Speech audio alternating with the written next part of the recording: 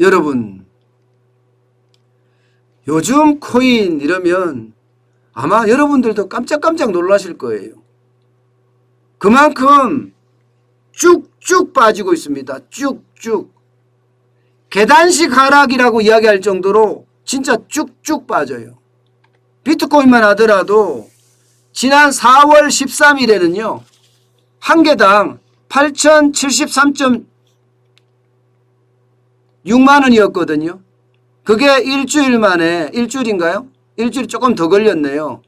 예, 5,996만 2천 원으로 빠지더니 5월 23일에는요. 4,258만 5천 원으로 빠지더니 7월 19일에는요. 3,750만 1천 원까지 지금 내려갔습니다. 그야말로 대폭락이죠. 예, 거의 지금 4월 13일에 대비해 보면 7월 19일 날은 반토막이에요. 아니, 반토막이 더 되죠.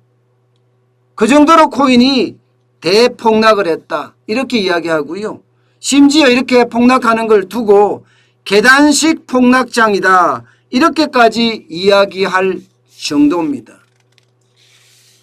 그만큼 지금 암호화폐, 가상화폐 시장은요. 망하고 있다. 이런 얘기예요. 망하고 있다. 심지어 말입니다. 다른 나라에 없던 대한민국에만 있던 김치 프리미엄이라고 이야기하나요?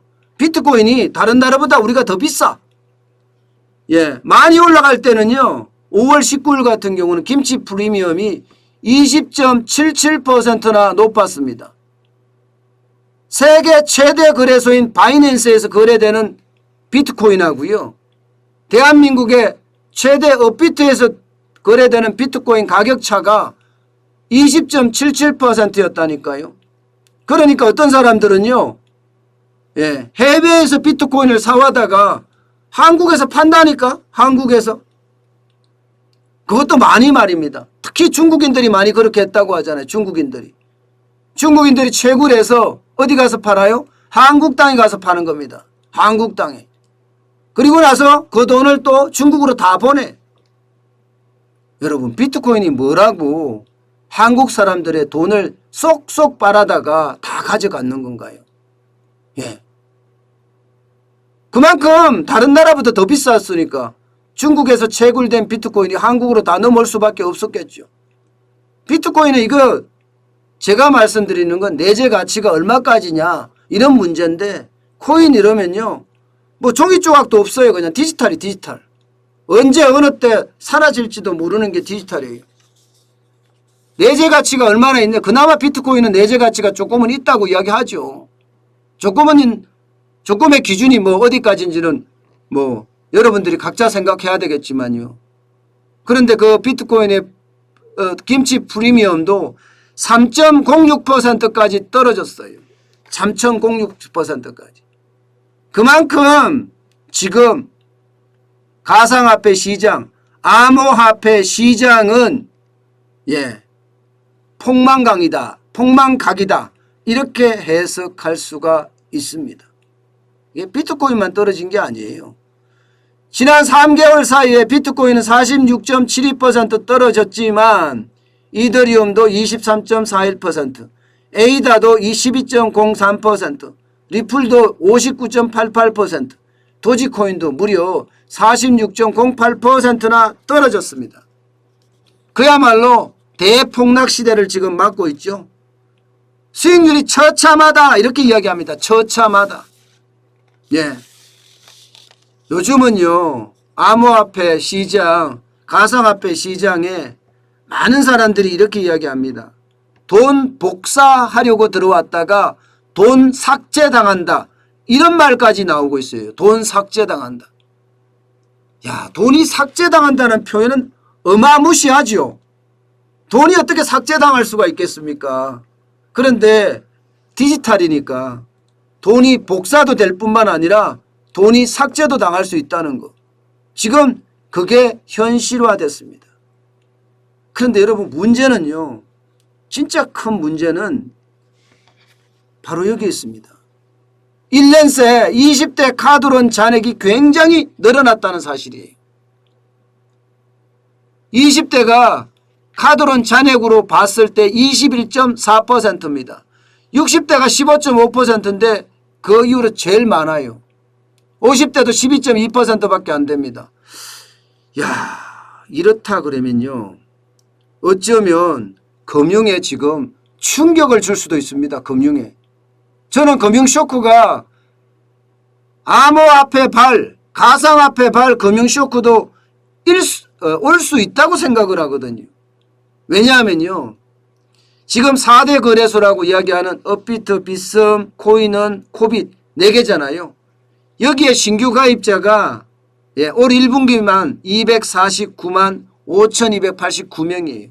이 중에 20대가 81만 6,039명입니다. 32.7%예요. 32.7%. 전 연령을 통틀어서 가장 많습니다. 전 연령을 통틀어서. 저는 그래서 이들이 갖고 있는 카드론 비중이 계속 늘어난다는 건 금융에 쇼크를 줄 수도 있다는 뜻입니다. 지금 카드론 잔액이요. 1조 1,842억 원입니다. 1년 전보다가 21.4%나 급등했습니다. 21.4%. 예.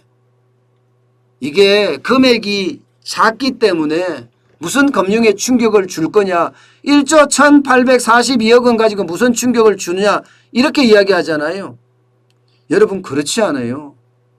돈이 한번 빠지기 시작하잖아요. 그러면 뱅크런이라고 하죠. 뱅크런은 순식간에 옵니다. 순식간에 옵니다. 뱅크런이 일어나면요. 이게 금융위기로 발전될 가능성이 굉장히 커지거든요. 게다가 20대들 다중채무자도 지금 굉장히 많아지고 있습니다. 카드론 잔액 증가율 대비해서 다중채무자가 26.9%예요. 26.9%. 예. 그만큼 20대의 빚이 굉장히 는다는 사실입니다. 여러분도 알다시피 20대 빚 쉽게 갚을 수 있습니까? 예, 이게 버는 돈이 적기 때문에 쉽게 갚기가 어려워요. 그래서 금융에 대한 쇼크도 올 수 있다는 그런 전망을 저는 해보거든요. 그만큼요, 지금 상황은 심각하다. 예, 이 암호화폐 시장 때문에 이게 불어닥칠 그 위기가 저는 생각 외로 굉장히 커질 수도 있다고 생각을 합니다. 9월 24일 날까지 이제 등록을 해야 될 텐데 그 많은 거래소 다 폭망할 가능성도 있고요. 몇 개만 해줄 거니까요. 몇 개 될지도 몰라요. 4개만 해준다? 아니야. 2개만 해줄 수도 있다. 뭐 이런 얘기까지도 나오거든요. 정부가 이제 신고를 하면 신고를 받아주는 거죠. 예. 허가받는 조건은 아닌 것 같고요. 예. 그렇게 됐을 때 그 충격파는 저는 그 어느 때보다가 커질 수 있다고 생각을 합니다.